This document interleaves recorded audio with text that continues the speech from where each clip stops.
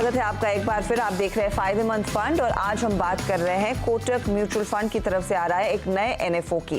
Kotak special opportunities fund इन्होंने launch कर दिया है। 24 जून तक आप पैसा लगा सकते हैं और इसी पर और डिटेल्स में बातचीत हम कर रहे हैं हर्षा उपाध्याय से।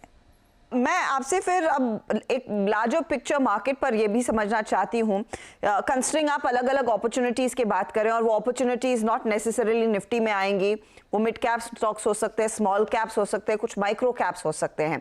तो रफली अब तक जो हमने मार्केट में जो चर्चा की है वो यही की है कि अब अगर लीडरशिप आएगी वो बिग बॉयज की तरफ से आएगी, लीडरशिप हैवीवेट्स ही अपने नाम पर रखेंगे।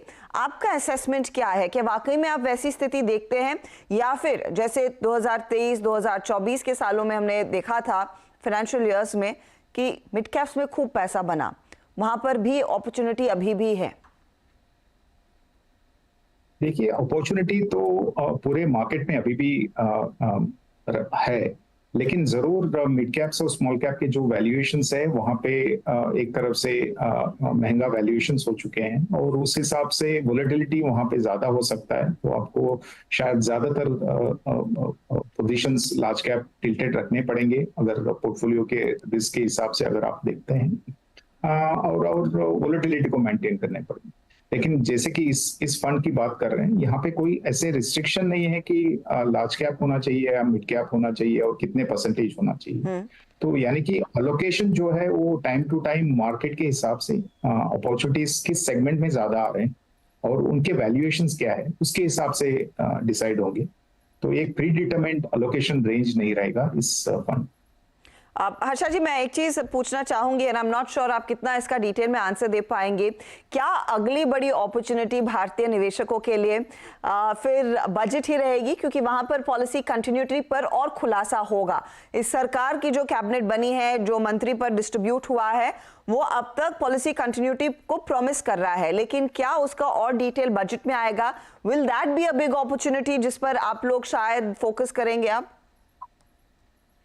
Definitely from a short term perspective budget एक सबसे बड़ा इवेंट रहेगा और ये जो इस फंड का जो मनी जो आएगा वो भी उसी समय में आसपास इन्वेस्ट होने जाने वाला है। तो उस हिसाब से बजट एक डेफिनेटली एक अच्छा खासा मौका रहेगा जहाँ पे वोलेटिलिटी भी कभी कभी ज्यादा होता है, यानी कि जब वोलेटाइल मार्केट्स रहते हैं तो लॉन्ग टर्म इन्वेस्टर्स के लिए एक अच्छा सा मौका बन सकता है।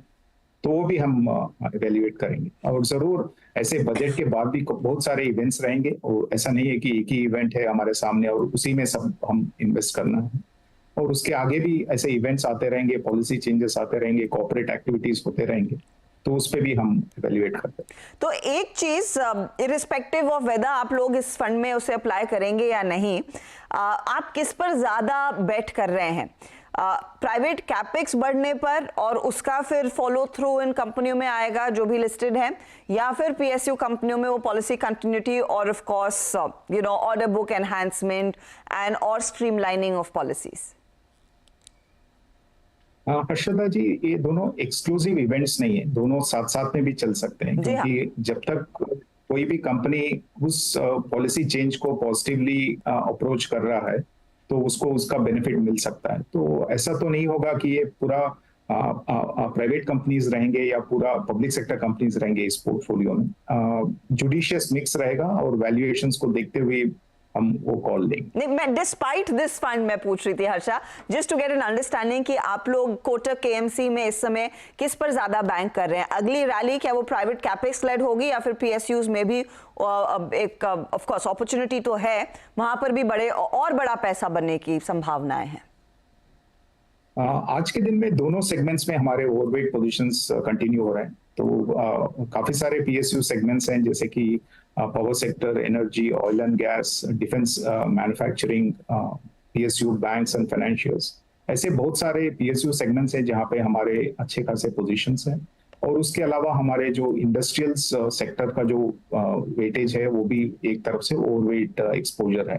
तो यानी कि दोनों सेगमेंट में हमारे आज के दिन में पॉजिटिव ओपिनियन है और हमें लगता है कि अगले कुछ सालों के लिए ये दोनों सेगमेंट्स से वेल्थ क्रिएट हो सकता है। और सबसे ज्यादा अंडरवेट आप किस सेक्टर पर है इस समय? आज के दिन में सबसे ज्यादा अंडरवेट तो बैंकिंग और आईटी सेगमेंट्स में ही होगा। कुछ कुछ फंड्स में थोड़ा बहुत अलग अलग अंडरवेट स्टांस हो सकता है, लेकिन ब्रॉडली आईटी और फाइनेंशियल्स। हर्षा, बहुत बहुत शुक्रिया हमारे लिए समय निकालने के लिए एंड बहुत सारी डिटेल्स दी हैं। मैं हमारे दर्शकों की सहूलियत के लिए एक बार फिर बता दूं, जून 10 को ये दरअसल एनएफओ खुला है, लेकिन 24 जून तक आप इस एनएफओ का हिस्सा बन सकते हैं। बाजार में जो स्पेशल अपॉर्चुनिटीज मिलेंगी उसी को भुनाने की कोशिश दरअसल ये फंड करने वाला है। ध्यान रखिएगा, फॉलो करेंगे स्पेशल सिचुएशन थीम को और ये एक ओपन एंडेड स्कीम है। तो अगर आपको लगता है इस तरह का एक्सपोजर आपके पोर्टफोलियो में होना चाहिए तो ये एक एनएफओ है जो आपके लिए हाजिर है, एकदम नया, एकदम ताज़ा। और ऑफ कोर्स कोटक एएमसी की वो पूरी टीम डिटेल में आगे आपसे बातचीत भी करेगी कि किस तरह की अपॉर्चुनिटीज़ यहाँ पर वो मार्केट में ढूंढेंगे इस फंड के पैसे लगाने के समय। हर्षा, बहुत बहुत शुक्रिया, it's a pleasure speaking to you as always. धन्यवाद हर्षिता। इसी के साथ फायदेमंद फंड में इस हफ्ते इतना ही, लेकिन आप बने रहिए सीएमडी से आवाज़ के साथ, खबरों का सिलसिला जारी रहेगा।